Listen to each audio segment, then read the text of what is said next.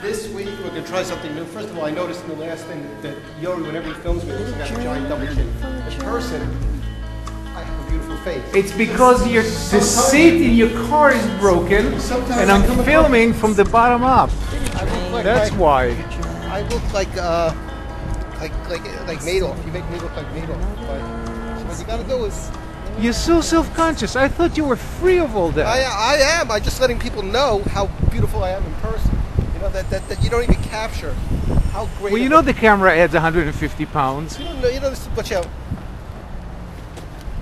You don't know. I just want people to understand how beautiful I am in person. You know. Shalom Aleichem. Hi there. You know him? No. Oh, that guy's like 85 and he rides his bicycle everywhere. He lives over there. I'm 85 and I ride a bike. Yeah, 85. But that, I mean, the thing is, you have to admire a guy who rides his bike when he's over 80 because one fall you can break your hip, your bones don't recover when you're older. So where are we going? we're going through here to my parking space. You have a parking space? There's your parking space. If you wait When did you get that? around 3 or 4 months ago. Wow. I don't know. I think. You're one of the few. Yeah, but now I have to move my space from over here to over there. I waited 12 years. My goodness. But you get it eventually. Yeah, I got like 12 years to wait.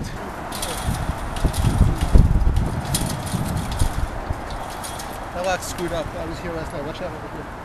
I mean, look, this is like enough space for. You can park many more cars here. Besides parking the car, it's even. If you did valet parking here, you could really get everybody in the neighborhood in here. For sure, but they don't want to do that. With valet parking, they could take everybody, put it over here, but valet parking adds like. And make a lot of money. Yeah, they can do that.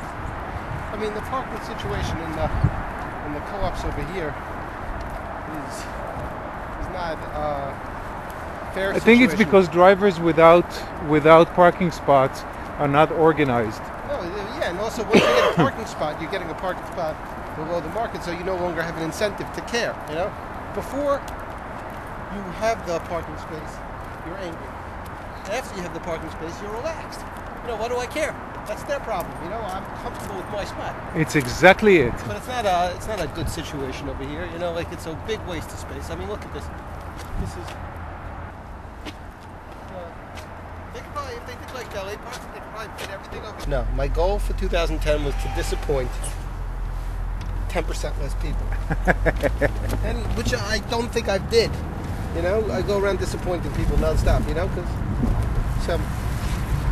Okay, now we're going back up Grand Street. Okay, so here's the bike lane, which this bike lane doesn't piss off that many people because this is that busy of the street. What we have is bike lanes upset people because it means that they have to share space. They don't upset me as much as they used to because I'm using my bike more because I lost like 80 pounds. It's great. So I'm on my bike much more. I would like to see fewer drivers double parking on the bike lane. See, it's all perspective. And I'd like to see, totally, and I'd like to see fewer pedestrians using the bike lane as a secondary sidewalk. In the ideal state, if you're a driver, what you don't want, you don't care if there are more bicycles on the road, you want less cars on the road. You know? You want, if you're a driver, the best thing in the world is if every other person stops using their car, only you use your car. So why don't we mall Manhattan? No, because it's not a question of, when you say we, you know, I'm talking about like the ideal state. Really, drivers should try and get as many bike lanes as possible. Why? If we're thinking tactically, because then all the other people stop using their car except for you. Let's say you know you're never going to get off your car. You want all the other cars off the road. I don't want these cars on the road. They're slowing me down. I don't care how many bicycles. The bicyclists don't slow me down. Only the cars do. So what you want is something that drives other cars away, because you know you're going to stick with your car. That's just a tactical view of bike lanes in terms of like drivers. But they're not going to think that. They're going to think they're going to frame it as a bicyclist versus car debate. When really it's a car versus car debate, because there's one thing that should upset cars is other cars, right?